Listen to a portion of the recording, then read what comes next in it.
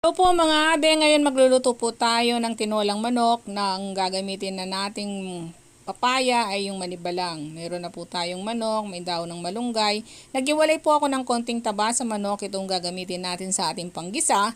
Meron na tayong daon ng tanglad, papaya, nakahiwa na. Ngayon pakuluan na natin ang ating manok. Pag kulong-kulo na po, itapon ng sabaw dahil frozen po ang manok natin, ganitong ginagawa ko. Pagkatapos pwede na po tayong manggisa. Ilagay natin yung taba, yung ating bawang, sibuyas at ang luya.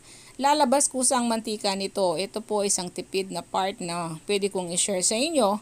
Lagay na natin ang ating manok, paminta, patis at ang ating daon ng tanglad.